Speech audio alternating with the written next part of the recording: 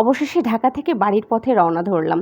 অনেক দিন পর বাড়ি যাচ্ছি। হ্যালো গাইজ, আসসালামু আলাইকুম। কেমন আছেন সবাই? আমার তো খুব ভালো লাগছে, মনটা খুব ফুরফুরে লাগছে। নিজের পরিবারের কাছে ফিরছি, এটা ভেবে অনেক ভালো লাগছে। বাসে উঠে বসতেই দেখি সামনের আপু আর ভাইয়া দুইজনে খাওয়া শুরু করে দিছে।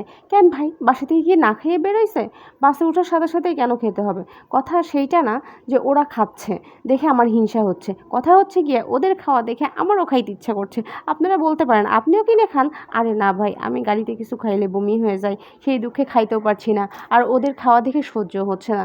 কি আর করার, চুপচাপ বাইরের দিকে তাকায় রইলাম খাবার থেকে ধ্যান হটাইতে। বাইরে দেখতে দেখতে ভুলেই গেছি খাওয়ানোর কথা।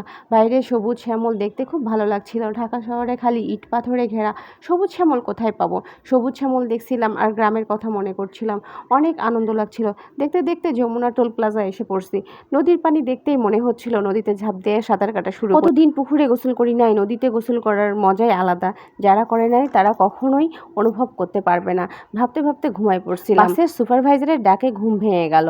সম্মানিত যাত্রীগণ, বাস এখন সিরাজগঞ্জ রেস্টুরেন্টে, 20 মিনিট টাইম। বাসে নামার সময় নাম্বার দেখে নেবেন। নামার সময় সবার শেষে নাম। সবাই ভাত পরোটা খাচ্ছিল। আমার খেতে মন চাইলেও উপায় নাই। 200 টাকা খরচ করে খেয়ে 10 মিনিট পর সব উঠে যাবে। তাই ভারী খাবারের দিকে নজর না দিয়ে চলে আসলাম চকলেটের দোকানে।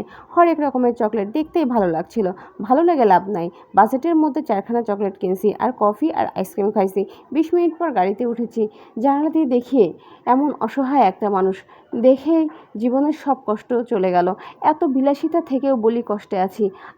আল্লাহ যেভাবেই রাখছে, নিজের পায়ে হেঁটে চলাফেরা করতে পারছি, আলহামদুলিল্লাহ।